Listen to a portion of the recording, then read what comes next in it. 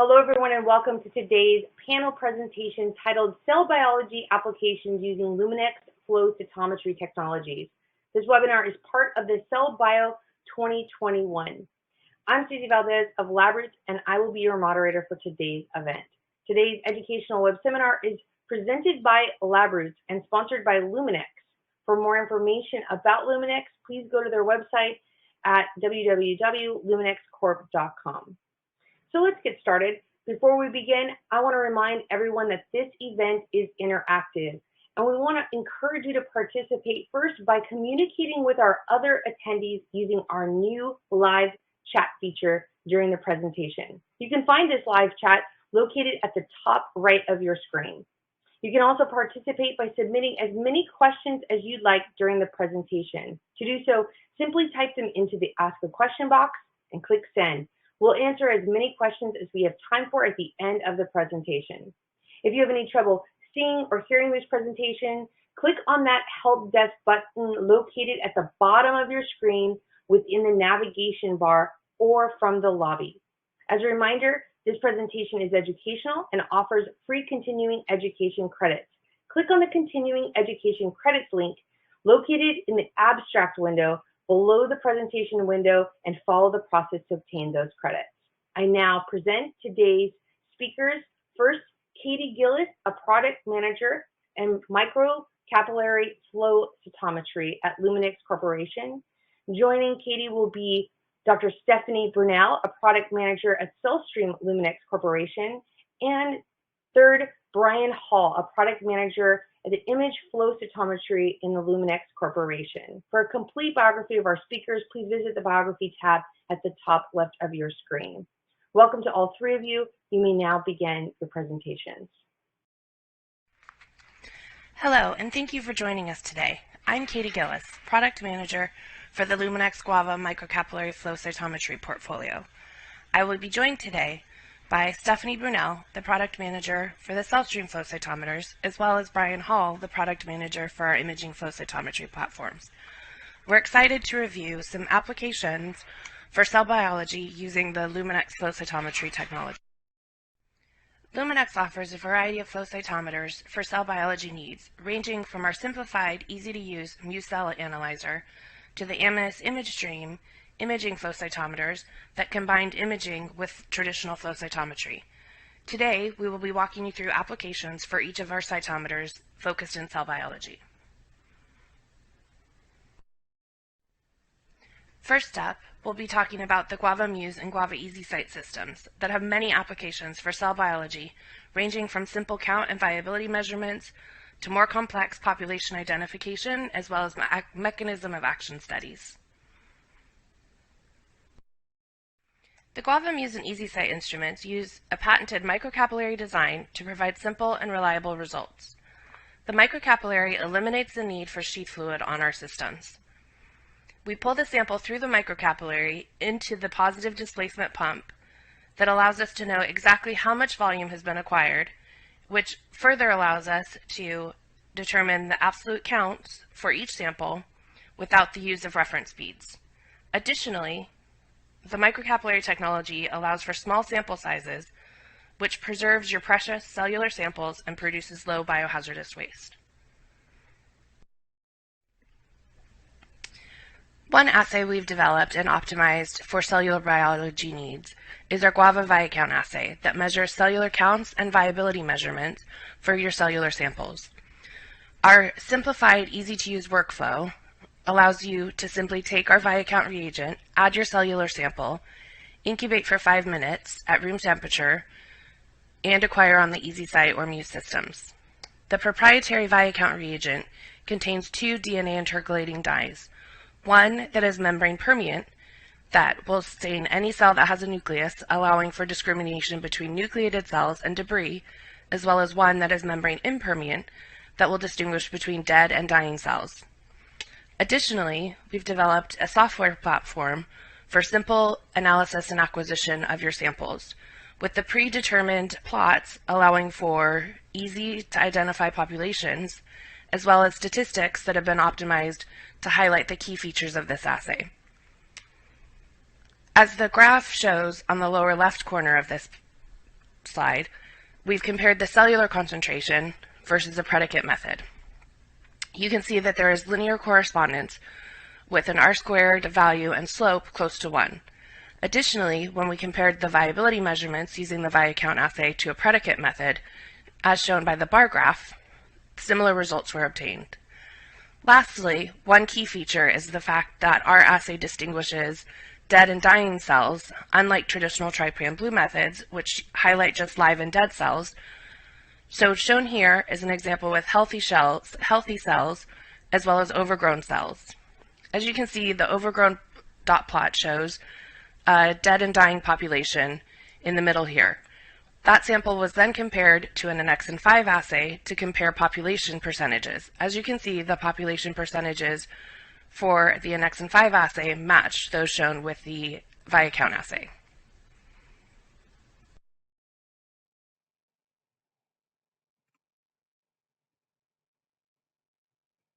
The Muse and EasyCite technologies provide pre-validated kits that allow for the identification and enumeration of both whole blood and PBMCs. These assays are mix and read and take as little as 10 microliters of sample.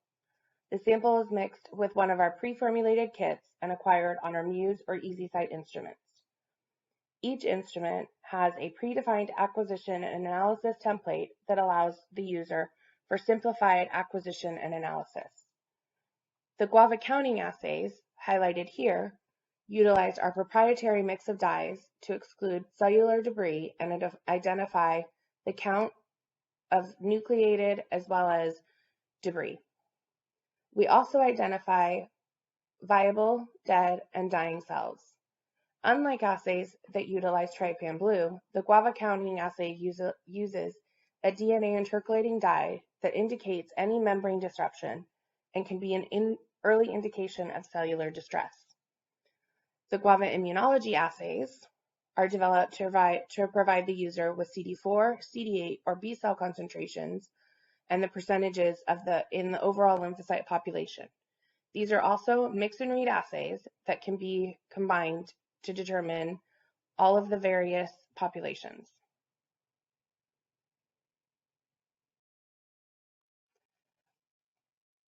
Results for the Muse immunology assays are shown here.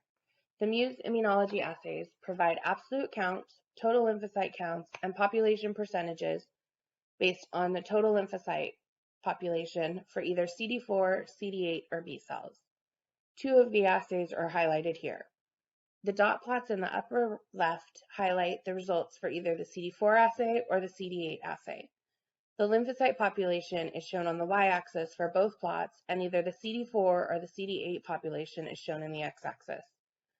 Very clear separation for the lymphocyte populations is shown for both assays, as well as clear separation for the CD4 as well as the CD8 populations.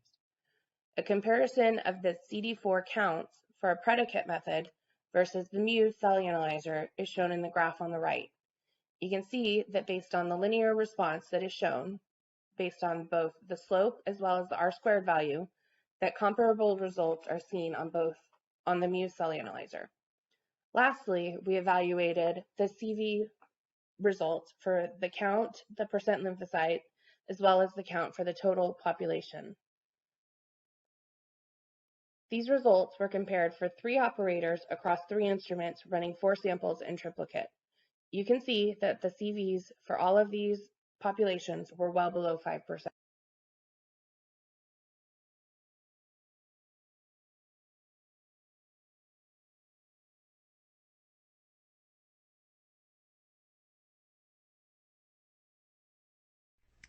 In addition to being able to count your cell samples on the Guava EasyCite and Muse systems, we've developed a few assays to assess cellular health. 3 of those assays are the Guava Nexin, MitoDamage, and cell cycle assays. The Guava Nexin assay combines an Nexin 5PE with 7-AED for determination of live, early, mid, late apoptotic cells, as well as dead cells. The assay uses an annexin 5PE, which evaluates phosphatidylserine exposure, as well as 7-AED, which allows for assessment of cells whose membrane are no longer intact. An example staining is shown in the dot plot here. Additionally, we show a dose-response curve using the Nexin assay on Jurkat cells that have been treated with styrosporine with different concentrations.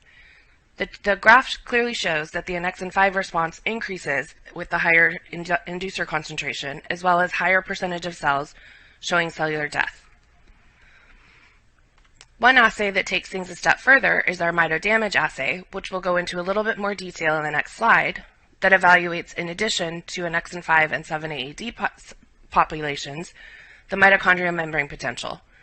This assay shows clear separation for these very critical aspects of cellular health.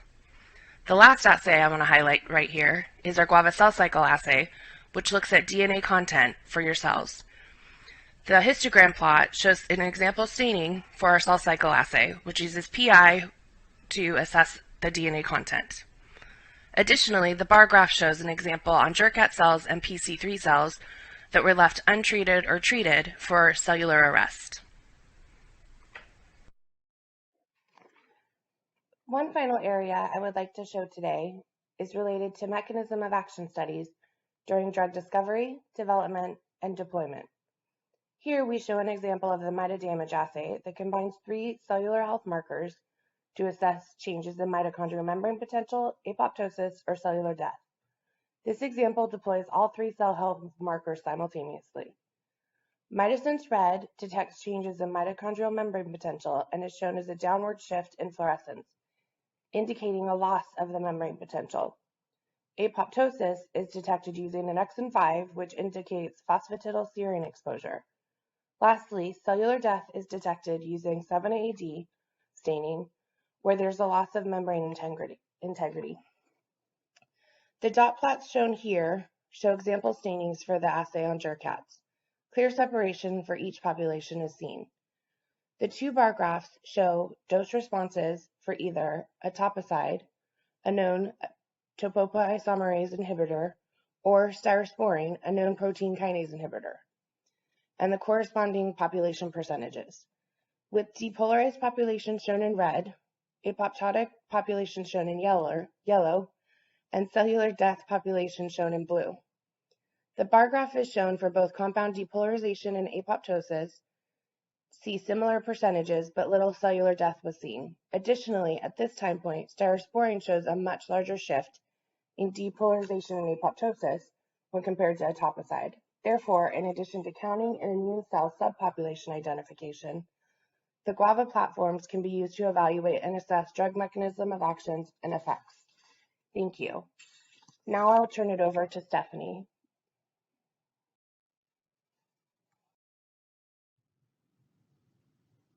Next, we'll talk about the Amnis CellStream, a camera-based flow cytometer which uses time delay integration (CCD) technology.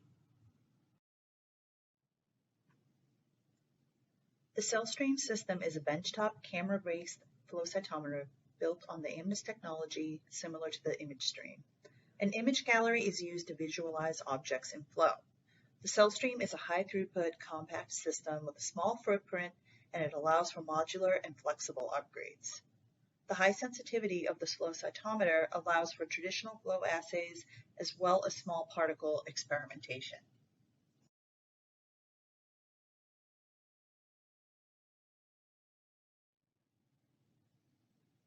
The CellStream can be used for traditional assays such as immunophenotyping. In this particular study, we performed a 16-color immunophenotyping of major lymphocytes and myeloid subsets in human PBMCs and whole blood. As you can see, we easily resolve all expected populations, as well as populations identified by dim markers such as T-cell subsets. The T-cells were characterized into distinct subsets including naive, effector, effector memory, central memory, activated, and regulatory T-cells. In this study, we use the CellStream to monitor the phosphorylation of signal transducer and activator of transcription, or STAT proteins, which are transcription factors that migrate to the nucleus upon phosphorylation and alter gene expression. STAT proteins are known to be stimulated by certain cytokines, such as interleukins. STATs 3, 5, and 6, which have been associated with prognosis in cancer and other malignancies, were simultaneously monitored in CD4 positive T cells in these experiments. Whole blood was stimulated with interleukins 2, 4, and 6. Red blood cells were lysed and the remaining leukocytes were analyzed with antibodies against phosphorylated STAT proteins, specifically phosphorylated STAT 3, 5, and 6. The gating strategy is shown here for identifying CD4 positive cells. The Phosphoflow results show that IL-4 stimulated STAT6, as in the top panel, and you can see a shift in fluorescence outlined by the box. IL-2 stimulated STAT5, as seen in the second row, and IL-6 stimulated STAT3 in the third row. On the bottom part of this slide, you can see a mix of interleukins phosphorylated all the STATs we investigated. The unstimulated blood is shown in gray, and this is the negative control. Next, we'll shift gears and talk about extracellular vesicles, or EVs. EVs are membrane-derived structures that include exosomes, microvesicles, and apoptotic bodies. Exosomes range from about 30 nanometers to 100 nanometers.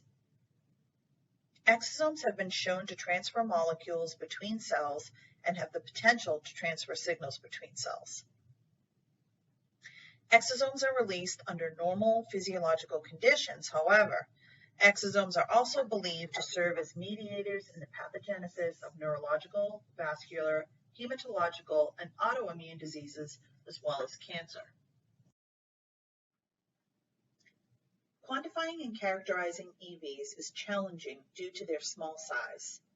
High magnification microscopy such as EM can be used to analyze EVs, however, it's very low throughput. Additionally, PMT-based flow cytometers have a difficult time detecting EVs since they are not highly sensitive. Imaging flow cytometers that use a charge-coupled device or CCD camera can detect EVs, such as the CellStream. In order to immunophenotype EVs, we follow this workflow using red blood cells, or RBCs, and platelet-derived EVs. The EVs are obtained from Solarcus Biosciences. The RBCs and platelets were washed and treated with a calcium ionophore to induce vesiculation. The vesicles were then isolated via centrifugation. The resulting EVs were labeled with either an anti-CD235 antibody with PE or a CD41 antibody with APC. The labeled EV samples were serial diluted as shown here. Samples were then acquired on the CellStream for 3 minutes per sample with 100% laser power. All proper controls were run, including antibody only, buffer only, and detergent controls. These controls were run exactly as the EV samples. Samples were run in duplicate on 3 CellStream instruments. Shown here in the top row is the gating strategy for identifying the potential EV populations for both the RBC and platelet-derived EVs. The population ranges from about 50 to 200 nanometers with a peak around 100 or 120 nanometers, with the platelet EVs having a larger tail. The bottom row shows the serial dilution data. The 1 to 60 dilution on the far left has a significant amount of coincident events, so that concentration is too high. EV concentration was measured for each of the dilution controls. These dilution controls were used to check for swarming. Swarming occurs when multiple EVs are detected at once or as a swarm, and not as single objects, which is how we want to detect EVs. As you can see here, both sets of dilutions show a linear decrease in the potential EV population using the CellStream for both the PE and the APC labeled EVs. Additionally, the EV mean intensity was measured for the dilution controls. For both PE and APC, the EV mean intensity remained consistent for each dilution. The dilution controls shown here indicate that the potential EV population consists of single objects. In EV research, controls and dilutions are just as important as your samples, since these help determine what is artifact or background noise and what is a true EV. Shown here are the data for the PE-positive EV samples and controls and the corresponding serial dilutions for all. As you can see, the average of objects per microliter for the EV samples are significantly different from all of the controls for all dilutions. The low concentration measured for these background controls validates the EV population. Similar to the PE data, the APC-positive EVs and corresponding controls show a significant difference, and therefore the EV population is validated here as well. Since the CellStream has such high sensitivity and can easily detect EVs, it is a great system for investigating EV cargo as well. The data shown here are from a study investigating EVs derived from human embryonic kidney cells. These EVs were stained with the Exaglow protein and Exaglow RNA labeling reagents to detect protein and RNA cargo on the EVs. On the left part of this slide, the plots and histograms show the potential EV population positive for protein cargo, colored in green, and RNA cargo, colored in orange.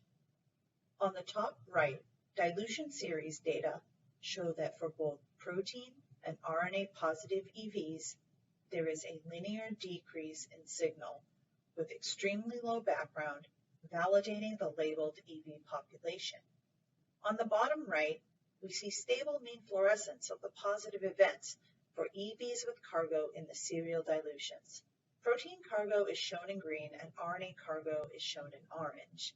The same laser intensities were used for all samples.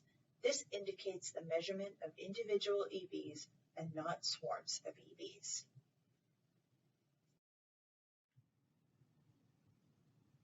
In summary, the CellStream provides unparalleled flexibility and performance with excellent resolution and detection of target populations, including small particles such as EVs, and it offers high throughput sampling, high adaptability for current and future needs, all in a benchtop system. As you heard from myself, Katie, and Brian, Luminex offers a wide range of flow cytometry products that meet most research needs. As you can see in the table here, we offer a variety of instruments ranging from our cell analyzer to our imaging platforms. Please contact us with any questions about our versatile flow cytometers. Thank you for listening to our presentation. Thank you, Stephanie, for that great presentation on the CellStream. This is Brian Hall. I'm the product manager for the Amnis Imaging portfolio, and I'd like to wrap up our presentation today by talking about the ImageStream imaging flow cytometer and some of the applications used to study cell biology. As you know, cell biology is a general term that refers to a diversity of different types of expertise and applications that might be done, all evolving around cell analysis. Many researchers are interested in looking at bacteria and virus infiltrating cells, or some may be simply interested in measuring protein expression or surface protein expression, while others might be interested in looking at cell-to-cell interactions. There are a number of tools that can be used to look at these different aspects of cell biology, and traditionally this research would be done using flow cytometry. Flow cytometry is a great tool because it collects large number of events. It allows you to look at surface expression and in some cases phosphorylation state of different proteins. And critically, flow cytometry allows you to physically sort cells and do downstream analysis on purified populations of cells. However, it doesn't have any type of morphological information involved with the data set. And so traditionally, if you wanted to look at cell morphology, you would use fluorescent microscopy or confocal microscopy. Microscopy is great because it gives you information on the shape and the size of the cell. but it tends to be less quantitative than flow cytometry because you're looking at smaller cell numbers. The image stream is really uniquely suited to address both of these strengths and allow you to collect images at very high throughput. So the image stream is an imaging flow cytometer. It's essentially collecting tens of thousands of images per second and allows you to collect large image databases that allow you to learn more about your sample. And so it's really combining the strengths of microscopy with the high throughput of flow cytometry. It allows you to make novel discoveries, learn the mechanisms of actions, and essentially get your science right. Now, by combining these two technologies, there are a number of advantages to doing image flow cytometry. One of them is that you can collect data simultaneously. By that, we mean that you can multiplex your experiment so that you could do a apoptosis experiment in conjunction with a immunophenotyping or other type of multiplexed assays. In this example, you can look at the cell surface marker expression and combine that with side scatter or cell health analysis. You can look at where the fluorescence is located. Is it located, is it co-localized, or are the fluorescent markers staining individual subcellular organelles? You can also look at just general marker brightness and quantify the intensity level. And you can also look at colocalization of proteins. So there's a diverse number of ways in which you can multiplex your data. And using all 10 colors, as well as the bright field and side scatter information, you can learn a lot about your cell sample. Another advantage to imaging flow cytometry is it allows you to verify your results. And by that, we mean you can look at the histograms and dot plots that are associated with your data set. You can click on those dots and see a picture of the cell. So in this top example, you can not only quantify the number of cells that have 1, 2, or 3 particles phagocytosed, but you can click on these bins and verify that, in this case, this image has 2 particles phagocytosed, and this one has 1, this one has 3. You can also look at marker expression, and by looking at the double positives, you can identify cells that are potentially T cells binding to antigen presenting cells, as in this image, or is the fluorescence overlapping just on the cell surface of one large cell. So it allows you to really understand what's going on physiologically with your samples. And finally, the Amnis team has developed a number of software tools that allow you to really investigate this high parameter data set. Using our regular analysis software ideas, you can look at thousands of different parameters that look at all types of morphological information. However, we've developed new tools such as machine learning and the Amnis AI software that allows you to use deep learning using convolutional neural networks to essentially train the computer to go in and identify unique phenotypes of your specific experiment. So you can customize the analysis based on your individual research. So as you can see, there's really limitless applications that you can use the image stream with. The strength of combining the imagery with the flow cytometry data really allows you to go in and investigate a number of different cell-based assays and look at things like cell signaling, internalization, colocalization, measuring stem cell differentiation, looking at unique cell types such as algae and ocean water, or finding very rare cells such as circulating tumor cells. So there's a number of different applications you can use the image stream for. So to give you a brief overview of how the instrument works, cells are fluorescently labeled in an Eppendorf tube.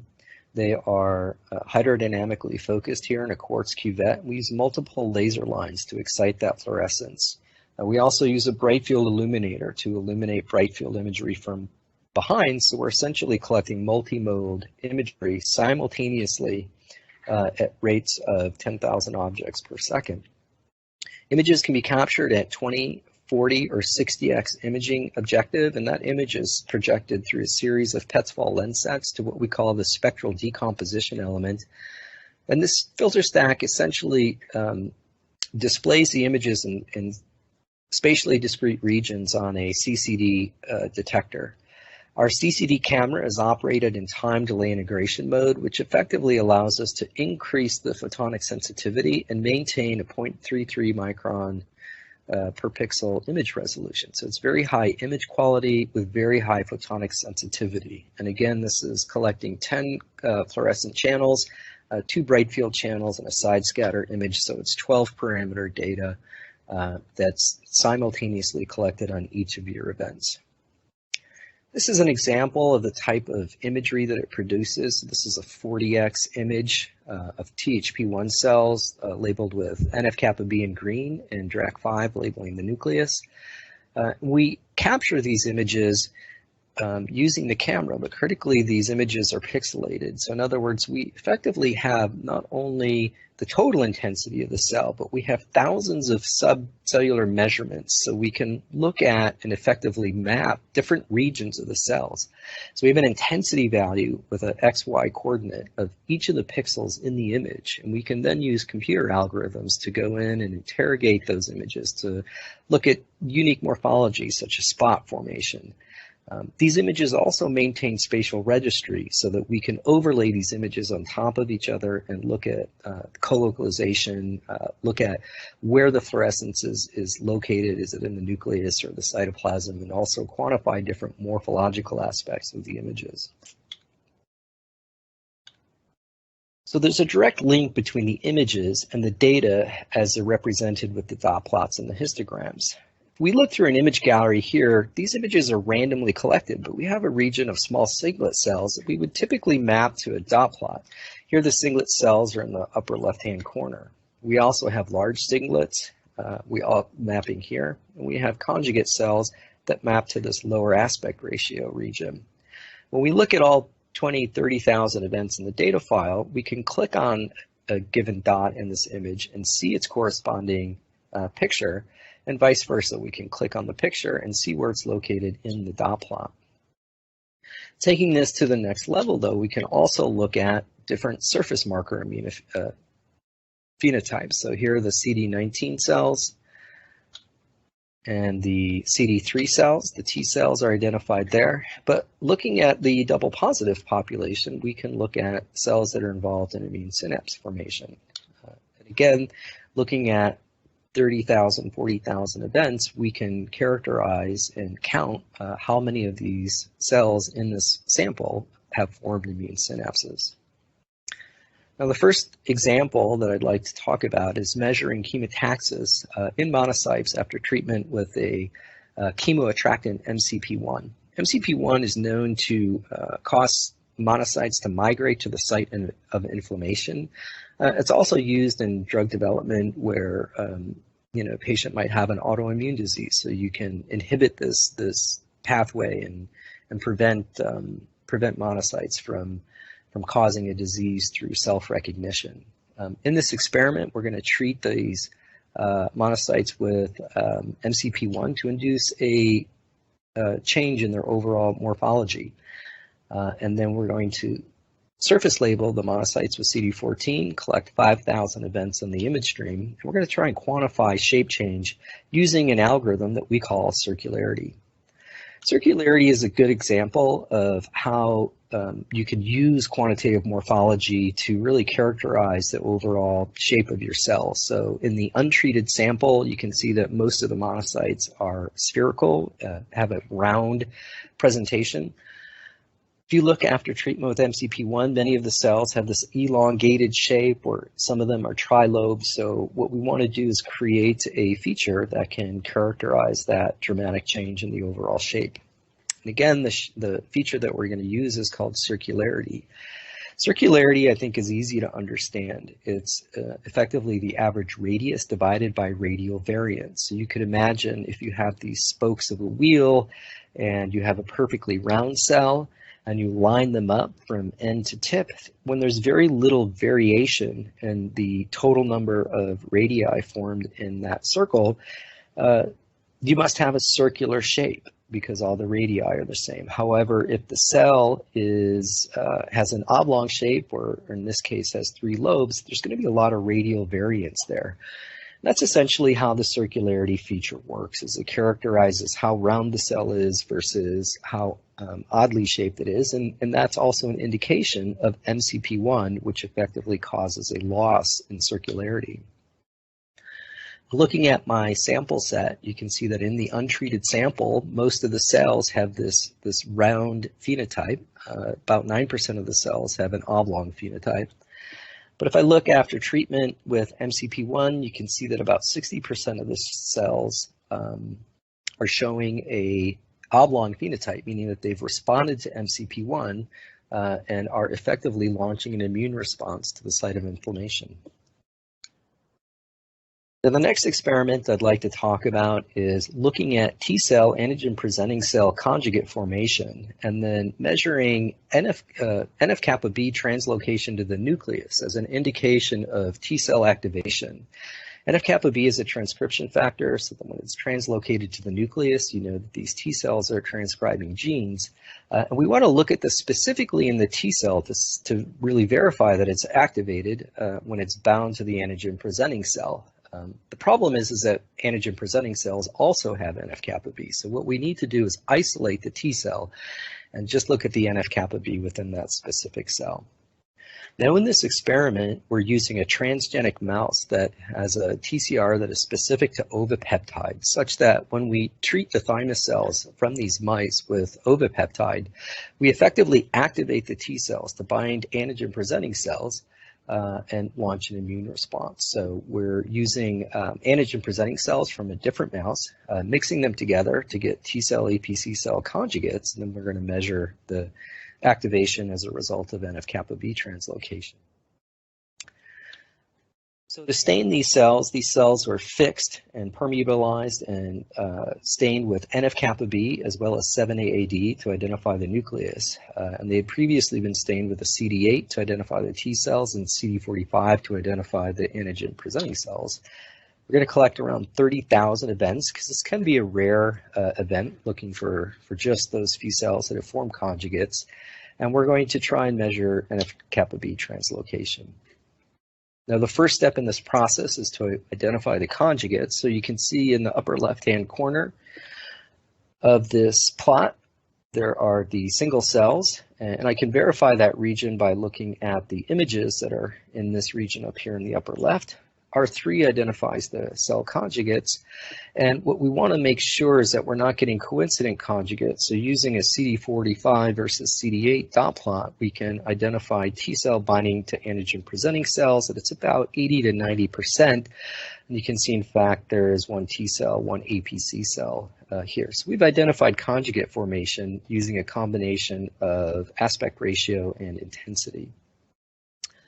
The next step is to look at nuclear localization, and to introduce that subject, I need to bring up a subject called a mask. And what a mask does is it's how the computer identifies a region of interest and tells the algorithm sort of where to look for different fluorescence intensities. So in this example here, you can see here's a mask that masks the entire cell. So this would tell me the overall cell size if I wanted to characterize that.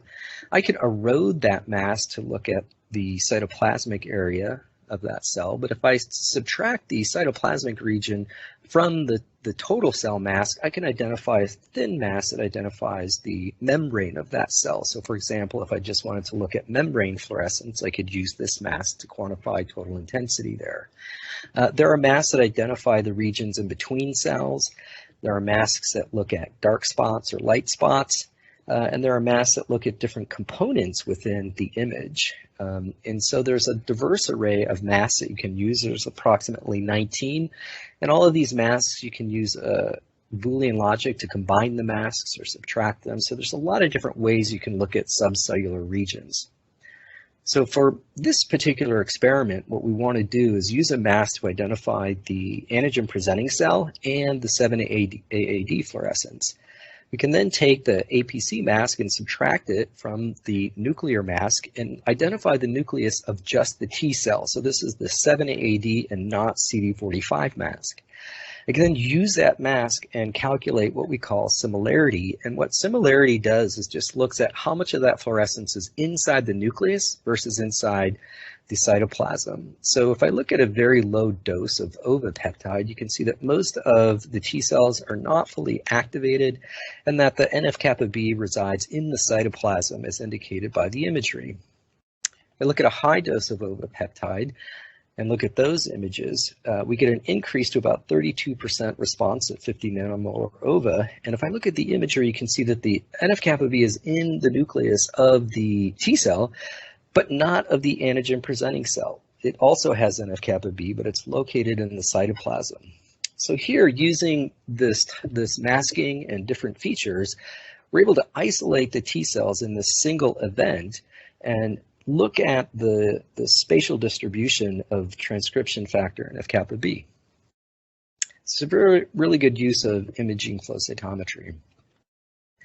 So using the similarity feature, I can then calculate a EC50 curve. I can do a dose and a time course with that, and look at the temporal interactions of when NF-kappa B is translocating in these activated T cells.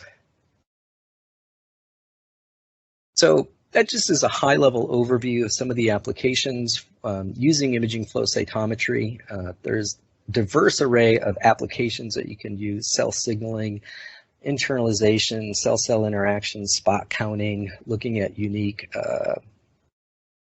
cell types such as parasites or ocean water, looking at rare cells, imaging circulating tumor cells or very rare cells that show up in your sample.